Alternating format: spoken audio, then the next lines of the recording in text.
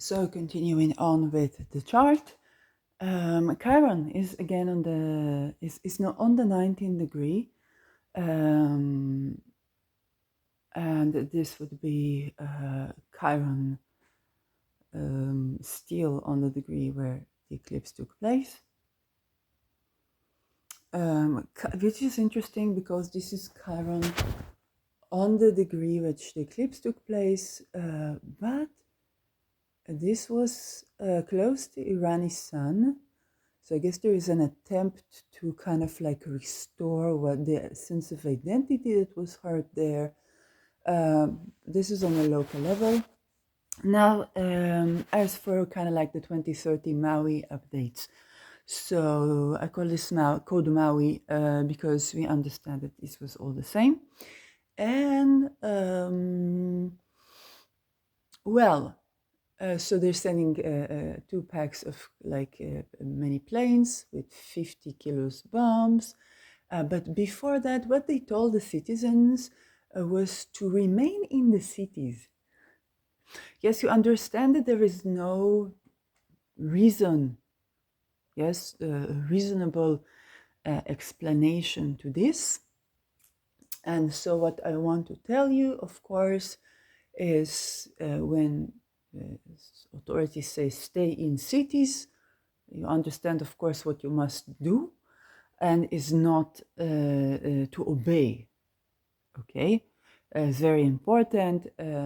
Also for evacuation, always independently, not with the buses and the trains. Kind of learn from the Jews of the Second World War.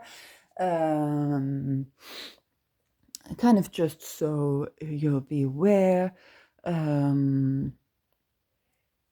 This is an air attack. Is a huge air attack. Something that was not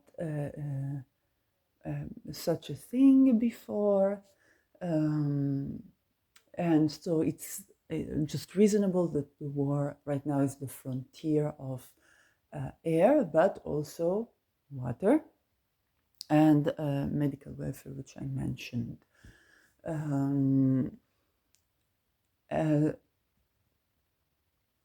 This is what I have to say about the chart. Jupiter-Uranus is here. Jupiter is 20 degree Taurus. Uranus is 21 degree. The bomb, the big bombs. And indeed, we see kind of like a flashy demonstration of big planes with big bombs. And the attempt to intercept it. So this is what's on. In terms of other regions in the world that should be kind of cautious or aware. So we're talking about Iran. The scenario that they're very likely to try and pull is United States, all the Ninveh. Okay, so do not stay in the cities, do not evacuate by the government, code Maui, okay? Whatever you can, however you can. This is code Maui. We do not listen to 2030 because we don't want to, we want other results, we need to do other things. This is not about any nation or any government. It is an understanding that there is a problem of sovereignty around the world, that no nation is completely sovereign, and therefore this infiltrates the higher ups, this infiltrates the media, this infiltrates communications. So when I'm getting something from supposedly the government, doesn't mean that is from my government. It probably means it's from 2030 agenda. And this is an all across the board issue, because we are preparing for Pluto in Aquarius, where the power is with we, the people, but also an attempt to create a kind of like a global structure of governing. Yes, spare the notes. So we have Mercury retrograde conjunct in Rahu. Again, I guess they had to pick a date, and they wanted to pick a date where the sun is growing, and they didn't want to delve into more retrogrades because we are heading to the retrogrades era. Okay, right now Mercury is retrograde, but we're going to be having more and more planets going retrograde in the following months. So I get the election for this is still a Mercury night, so it's not a Saturn night, a Saturn day, and so Mercury in Mars sign, Mercury retrograde. It's a very messy election for this. And again, Chiron is in Aries, which is the sign where of the sun of Iran. So if these planes are actually delivered from Iran or through Iran, is actually a damage to the sovereignty of the state of Iran. Chiron is in Aries is damage to sovereignty. We see it. Nation need to heal issues around sovereignty, and Iran here is having damage to its sovereign identity as a country. Also, I want to give you a little bit, I always like to give a breath of fresh air and to use my knowledge. So in terms of politics and governance, when a regime, I'm talking about 2030 here, not just Iran, but 2030, which is very likely, just address the level of analysis that is correct here. And this is not a national level or international, but a global agenda level.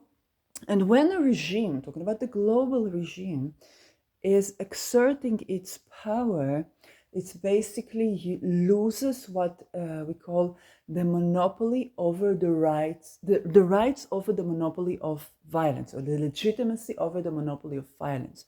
What does it mean?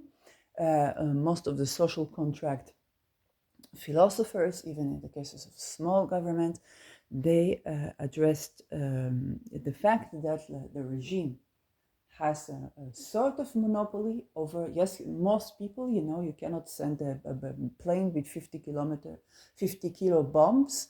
But if you are anonymous and you can intercept these 50 kilo bombs and you can bomb the bunkers of those who gave the order, then we would understand you are doing your job. Yes, and free Assange, of course, and free whistleblowers who are in jail, of course, which is important.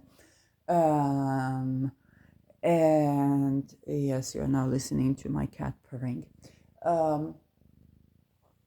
And so when we see these attempts to enforce Agenda 2030 by flashy events interfering with the sovereignty of nations, Iran is an oil giant. It has no collision with Israel. Israel has nukes. Iran probably has nukes. There's nothing against Israel. It's not against anyone. It just wants to stay a sovereign nation. Israel probably knows this. It's nothing new. Yes. I have to take this.